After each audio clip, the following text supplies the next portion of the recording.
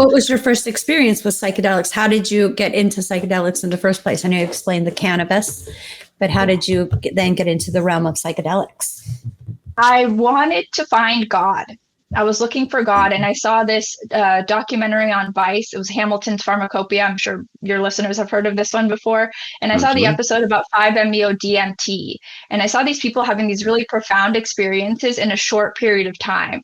So what I really wanted for myself was to experience divinity without having to go through these like larger kind of journeys, because, you know, real talk, I was looking for something that I could do here in the US without having to travel abroad or having to have like a longer experience, because I was working for corporate at the time and I couldn't take that kind of time off.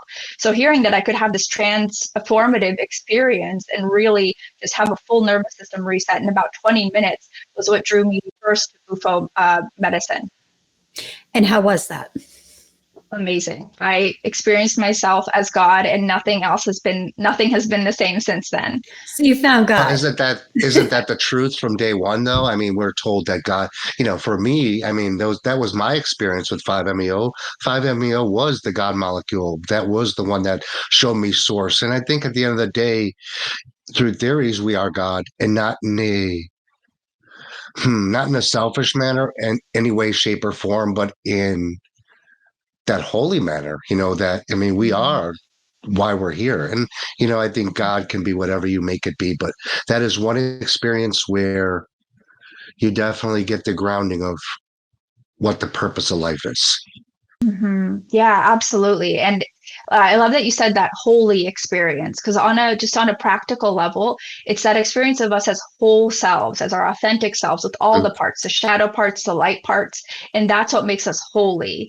I believe it was getting to be our whole authentic selves and not having to push down those parts of us that weren't welcome as children, which then becomes our programming right later on. Because until we're about the ages of 6 or 7, we just don't have the capacity to discern between what's real and what's not, or, you know, what's good for us and what's not. So everything that we see until then just becomes normal, and that's our programming. And so those parts of us that weren't okay then, or weren't encouraged and loved and seen and respected, those are what become our shadow parts. And as adults, it's up to us to, if we're up for it, to find ways to love those parts of us anyway, and then to really be our whole holy selves. Psychedelics does that. Psychedelics will really, really engage you into those shadows. Can you talk to us a little bit about EFT tapping? Because I think that there are many paths to get to the source of what we're seeking, right? And psychedelics are one, breath work is one, yoga is one. There are so many methods to get to where we need to get to.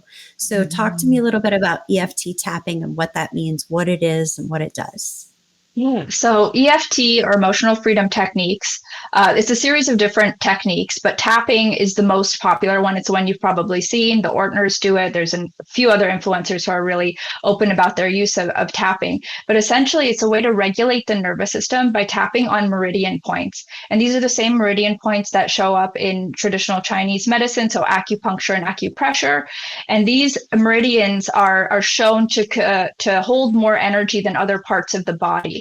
And as we're tapping on these points, and while feeling certain feelings, we can actually release them from the nervous system. And you hear this a lot of, like, you need to feel it to heal it.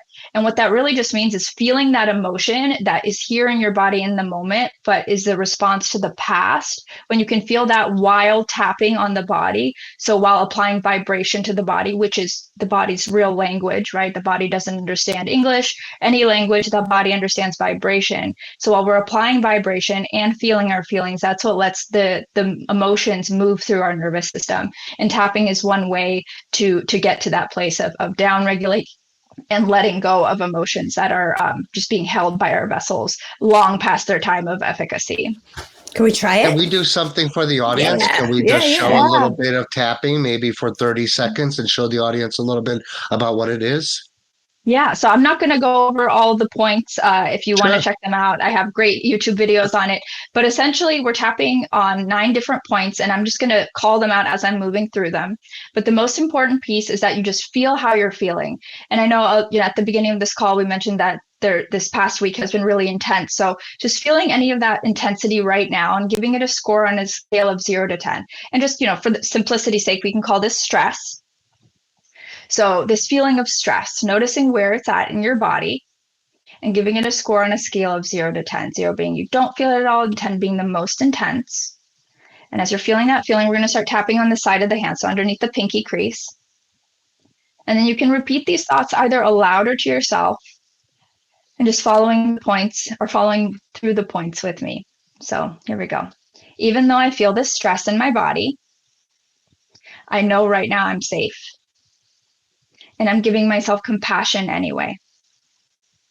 Even though I feel stress in my body, and maybe it's been there for a long time, I'm giving myself compassion anyway. Even though I feel this stress in my body, I know right now I'm safe.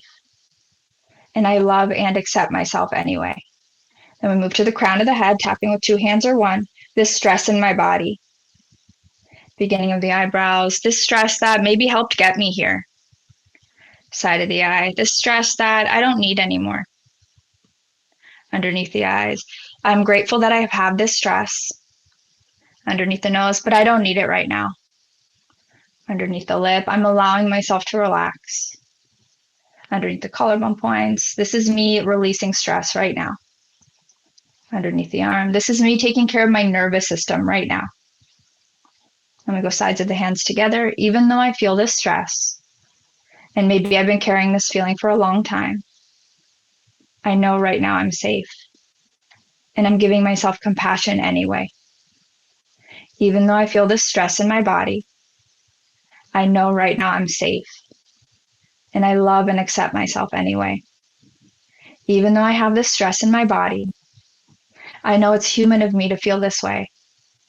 And I deeply and completely accept myself anyway. All right, release your hands, take a breath, let it out through the mouth. Do you think that's a lot of vagus nerve? You think that's a lot of vagus nerve? Yes, that's a really big part of it, especially when we're connecting the feelings that we're having in the body from just thinking about them to actually experiencing them in our body. That is regulating the vagus nerve and just allowing us on a practical level to shift from fight or flight into rest and digest. Because as we're applying vibration, that's really communicating to our body that we are safe, even though our mind is trying to tell us otherwise, especially when we're, watching the news or having thoughts about what could be going on in other parts of the world.